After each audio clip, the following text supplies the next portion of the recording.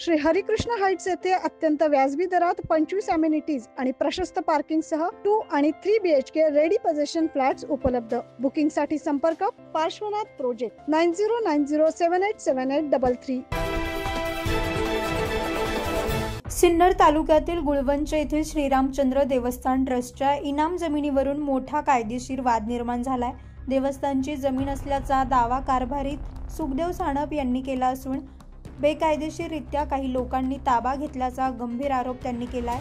गुळवंच गावातील गट क्रमांक 1279 ही जमीन श्रीरामचंद्र देवस्थान ट्रस्टच्या मालकीची असल्याचा दावा करण्यात येतोय।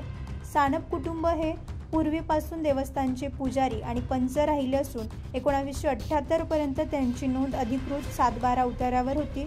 मात्र 2015 साली झालेल्या कथित लिलाव प्रक्रियेद्वारे राजकीय दबावाखाली काही व्यक्तींनी बेकायदेशीर ताबा मिळवला असा गंभीर आरोप करण्यात आला। अर्जदार कारभारी सुखदेव सानप यांनी सांगितलं की जमीन देवस्थान इनाम जमीन असल्यामुळे कोणत्याही वारसाचा वैयक्तिक हक्क लागूच होत नाही, तरी देखील काहींनी कट कारस्थान करून स्वतःची नावे नोंदीत चढवली आहेत। या संदर्भात 2021 साली सर्वोच्च न्यायालयाने स्पष्ट निर्णय देत सांगितलंय, देवस्थानच्या इनाम जमिनीवर वैयक्तिक वारसा हक्क लागू होत नाही, तरी देखील स्थानिक प्रशासनाने चौकशी न करता चुकीची नोंद प्रमाणित केल्याचा आरोप होतोय।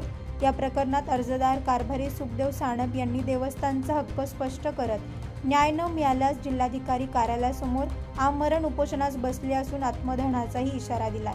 माझं नाव कारभारी सुखदेव सानप आहे। मी राहणार गुळवंच, आता हल्ली राहणार सिन्नरला राहतो आहे।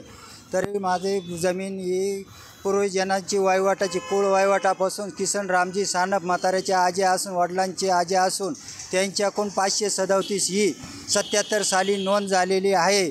कुळ वहिवाटाने आणि कुळ वारसाने नोंद घेतलेली असून तरी मी याचा पाठपुरावा करीत असताना माझे वारस नोंद उडून वडिलांचे नाव ओढून कुळ वारसाची नोंदही बी उडून आज तहसीलदार साहेब आमच्या वडिलांची अधिकृत नोंद ओढीत आहे।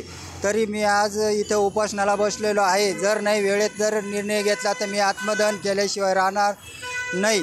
या प्रकरणात तहसीलदारांनी स्पष्ट केलंय की जमीन देवस्थान इनाम वर्ग 3 मध्ये मोडते, त्यामुळे कोणत्याही व्यक्तीच्या नावावर जाणं कायदेशीरदृष्ट्या चुकीचं आहे। चौकशी सुरू असून पुढील निर्णय नियमाप्रमाणे घेतला जाईल। या संपूर्ण प्रकरणामुळे गुळवंच येथील श्रीरामचंद्र देवस्थानचा ऐतिहासिक आणि धार्मिक वारसा धोक्यात आल्याचं चित्र दिसतंय। आता या जमिनीचा ताबा पुन्हा देवस्थान ट्रस्टकडे जावा यासाठी कायदेशीर लढाई सुरू आहे। देवस्थान ट्रस्टचा ताबा कोणाला मिळतो हे पाहणं महत्त्वाचं असणार आहे।